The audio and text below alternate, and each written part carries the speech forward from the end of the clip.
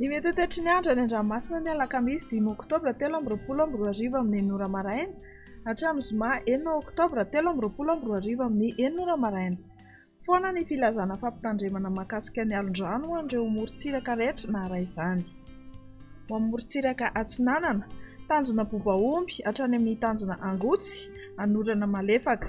Ho avy atsimo Atsinanana andrifotra ka 9 hatramin'ny 7 km isan'ora, hatratra 5 km isan'ora manakaiky ny tanjona Bobaomby. Anonjabe ny ranomasina, ahery manakaiky ny tendrony avaratra ary ny avin'onja 1.5 hatramin'ny 2.4 metatra. Tanjona Angotsy hatrany Mahanoro, Anorana Miatoato. Ho avy atsimo na atsimo Atsinanana andrifotra ka 9 hatramin'ny 20 km isan'ora. Anonjabe ny ranomasina ary ny avin'onja 1.3 hatramin'ny 2 metatra. Mahanoro hatrany Tolagnaro dia andrahona amin'ny Sidokotoko. Ho avy avaratra Atsinanana andrifotra ka 9 hatramin'ny 20 km isan'ora, hatratra 7 km isan'ora indraindray.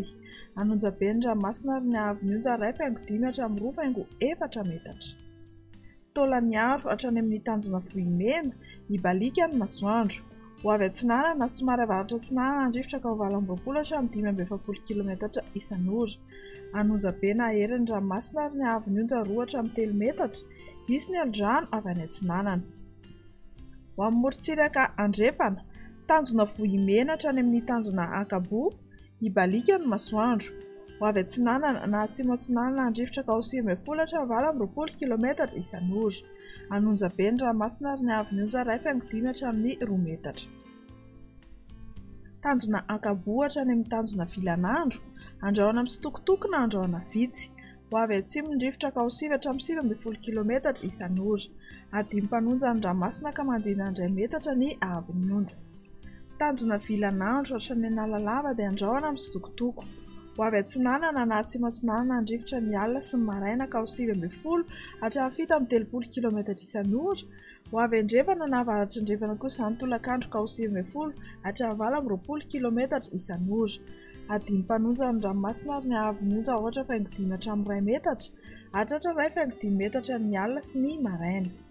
Analalava hatrany amin'ny tanjona Bobaomby, andrahona amin'ny Sidokotoko. Ho avy atsimo Atsinanana andrifotra any amin'ny tapany avaratra ka 20 hatramin'ny 17 km isan'ora. Ho avy Andrefana somary avaratra Andrefana kosa izany any Akapa ka 9 hatramin'ny 20 km isan'ora. Adimy mpanonja ny ranomasina ary ny avin'onja 8.4 hatramin'ny 2 metatra. Anonjabe ny ranomasina manakaiky ny tanjona Bobaomby ka 2.5 hatramin'ny 2 metatra.